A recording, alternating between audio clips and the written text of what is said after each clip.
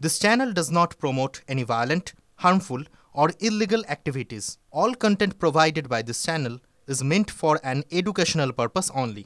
Top quality और consistent performance के लिए सिर्फ सिल्वर पंप्स नाम याद रखना। আর এই মুহূর্তে একটা বড় খবরের দিকে নজর রাখতে হচ্ছে। ফের মুর্শিদাবাদে শুট আউট, জমি বিবাদে তৃণমূলের গোষ্ঠী সংঘর্ষে গুলি চলেছে। বড় খবর নিঃসন্দেহে, ফের মুর্শিদাবাদে শুট আউট, জমি বিবাদে তৃণমূলের গোষ্ঠী সংঘর্ষে গুলি চলেছে। ডিটেল নেব কৌশিক। দেখো শুভজিৎ, তোমাকে জানিয়ে রাখছি, মুর্শিদাবাদের যে নাজিরপুর এলাকা হরিহরপাড়া থানার অন্তর্গত, সেখানে কিন্তু গতকাল রাতে বোমাবাজি করা হয় এবং তারপরে কিন্তু 2 রাউন্ড গুলি চালানো হয় এবং সেই ঘটনায় একজন তৃণমূল কর্মী গুলিবিদ্ধ হয়েছে, নাজিমুদ্দিন শেখ। তিনি বর্তমানে কিন্তু চিকিৎসাধীন রয়েছে। তাকে কলকাতা হাসপাতালে স্থানান্তরিত করা হয়, প্রথমে স্থানীয় হাসপাতাল, তারপর মুর্শিদাবাদ মেডিকেল কলেজ হাসপাতাল এবং পরে কলকাতা হাসপাতালে স্থানান্তরিত করা হয়। কিন্তু গত বেশ কয়েকদিন থেকে কিন্তু জমি সংক্রান্ত একটা বিবাদ চলছে তৃণমূলের দুই গোষ্ঠীর মধ্যে।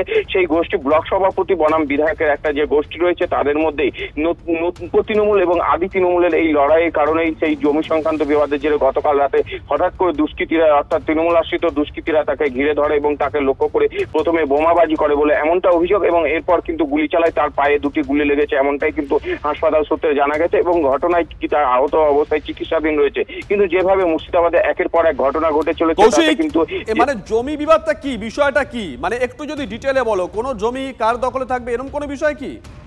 একদমই শুভজিৎ, যে এই জমি কার দখলে থাকবে সেই সংক্রান্তই কিন্তু এই বিষয়, এবং দীর্ঘ কয়েকদিনের কিন্তু বিষয়, যে 1-2 দিনের ঘটনা নয়, দীর্ঘ কয়েক মাসের কিন্তু বিষয়। এই জমি কার দখলে থাকবে, এই গোষ্ঠীর দখলে থাকবে না অন্য গোষ্ঠী, অর্থাৎ যে ব্লক সভাপতির গোষ্ঠী বনাম যে ব্লক সভাপতির সাথে বিধায়কের যে গোষ্ঠী রয়েছে, সেই গোষ্ঠীর হাতে থাকবে, সেই দখলকে কেন্দ্র করেই কিন্তু এই ঘটনা ঘটেছে। দীর্ঘদিন থেকে এই জমি সংক্রান্ত বিবাদ ছিল। গতকাল রাতে হঠাৎ করে কিন্তু এই বোমাবাজি এবং তারপর গুলি চালানোর মতো ঘটনা ঘটে। শুভজিৎ, যিনি আহত হয়েছেন তিনি কোন গোষ্ঠীর, ব্লক সভাপতি না বিধায়ক গোষ্ঠীর? দেখো, যিনি আহত হয়েছেন তিনি এখনো পর্যন্ত জানা যাচ্ছে যে ব্লক সভাপতির গোষ্ঠী, কারণ সবে যিনি এলাকার বিধায়ক রয়েছেন, অন্য দল থেকে আসা কয়েকজনকে তৃণমূলে যোগদান করিয়েছেন। তারপর থেকেই কিন্তু তাদের মধ্যে এই এলাকায়, অর্থাৎ নাজিরপুর এলাকায় কিন্তু এই যে তাদের গোষ্ঠীকন্দল সেটি বাড়তে থাকে এবং সেই গোষ্ঠীকন্দলের জেরেই কিন্তু গতকাল নজর থাকবে কৌশিক। দুটো ছবি একসঙ্গে আমরা দেখাচ্ছি, মুর্শিদাবাদের ছবি আমরা দেখাচ্ছি, আজকের ছবি যেটা বলছিল কৌশিক, অন্যদিকে মালদার ছবি, মালদায় গতকালের ছবি আমরা দেখাচ্ছি, সেখানেও এক যুবক গুলিবিদ্ধ হন। দুটো ছবি পাশাপাশি রাখছি, ফারাক্কার এপারে আর ওপারের ছবি।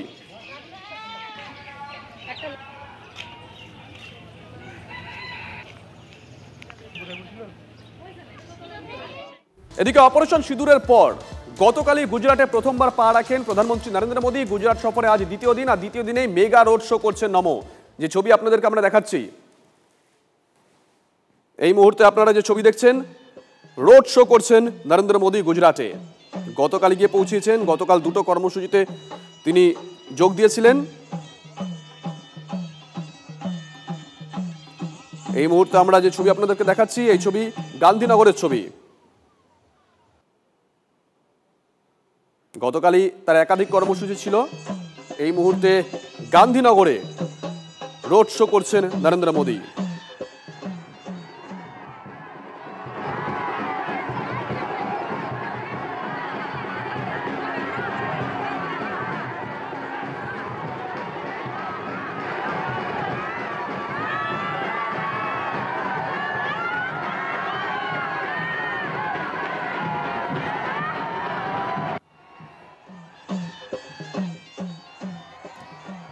গতকাল আমরা দেখেছিলাম তার একাধিক কর্মসূচি ছিল। এই মুহূর্তে গান্ধীনগরের ছবি লাইভ দেখাচ্ছি, ডিটেল নেব জ্যোতির্ময়।